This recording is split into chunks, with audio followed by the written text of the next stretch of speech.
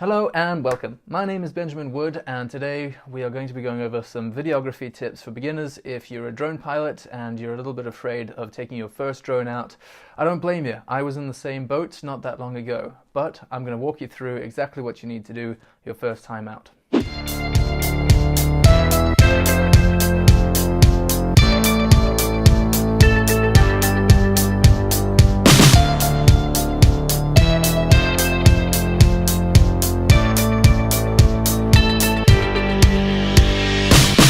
Okay, so number one is know your drone. The first thing you need to do is, instead of ignoring the manual that came with your drone, you need to pick it up, and I know it's boring, but you need to read through it.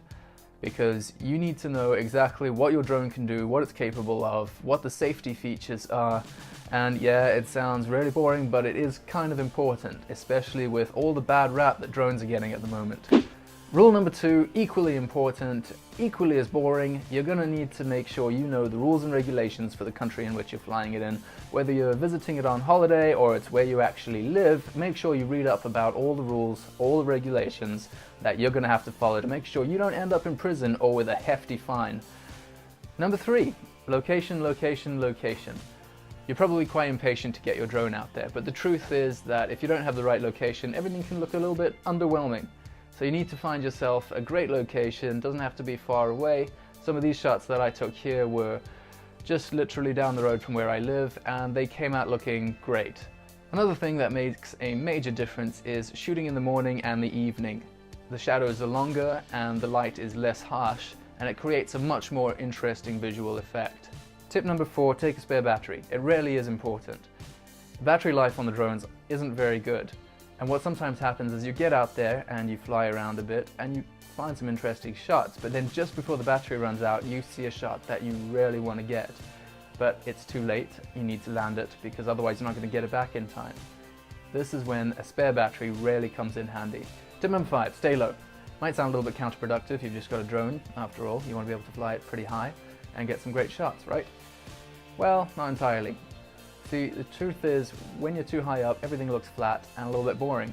When you're a little bit lower down, everything has depth and you get a much better perspective.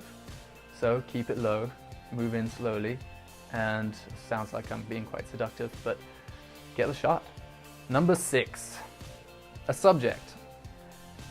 While having a drone and getting some video footage of a big open field can look nice, it's really good to have a subject, something that captures the viewer's attention.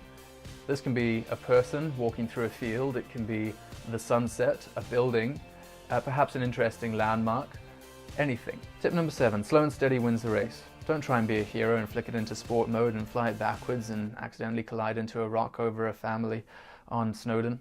It didn't happen to me, I'm just saying that could happen if you're not careful. If you keep it slow, then the shots don't look too shaky and everything has a nice cinematic effect. My drone was lucky enough to make it out of that one, relatively unscathed, but it could have been a lot worse. So there you have it, 7 tips for beginner drone videography. Keep it simple, stupid.